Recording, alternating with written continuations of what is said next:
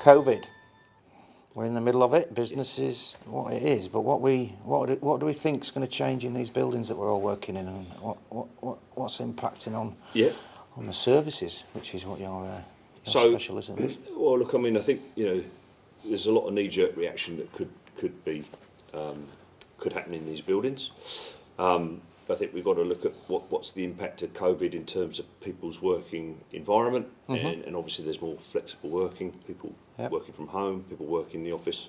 We know that people need to return to the office. It's important for business, and obviously from a building services point of view, we're creating an environment for those people that has to be consistent with their expectations on the back of COVID.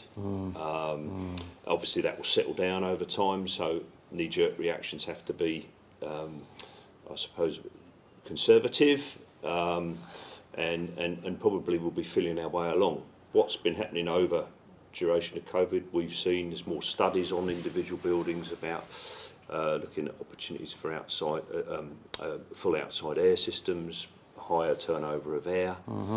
Obviously we need to consider that there will probably be less density, at least initially, in the first instance, as people start to return to work.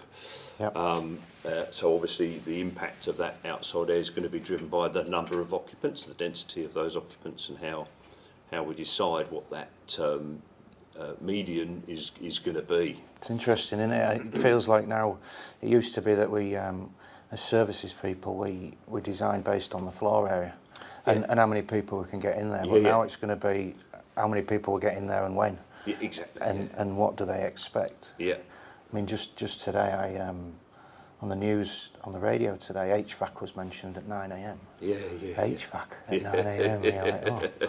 My ears pricked up, but it was like, well, it's coming out of the quarantine hotels, and now that design has been, put in over the many years. In actual fact, it doesn't necessarily quarantine people. No, it's not a quarantine environment. No. Yeah, that's right. That's right. So I think off that, people are getting interested in listening, and then as an employee, and you've got much more influence on your space. Yeah. Are they going to come in now and go, well, I want to know what I'm getting? I'm getting 20 litres per second all day long, or what am I getting? Look, exactly. And so building owners obviously need to be aware of the fact that, potentially their energy bills could go up. A lot of their centralised plant in larger buildings is going to change. The loads are going to go up. The balance between what was more dense environments to less dense environments, which presumably we would be heading in, may have some saving graces, but perhaps there's more focus on energy recovery. Right. Yeah. Okay. Obviously, not allowing this energy to just leave the building and putting it back centrally into the areas where we're providing more outside air. Thermal wheels back. Thermal wheels is one example. Exactly that. Exactly that. Where the focus on that sort of investment may not have been a feature for the last 10 or 15 years, may become more of a focus. It's a changing environment for sure. Yeah. And I think it's going to cut across, especially commercial. Yes. But the other sectors like retail and industrial, I don't know. We'll see. I don't know. But look, thank you for your time today.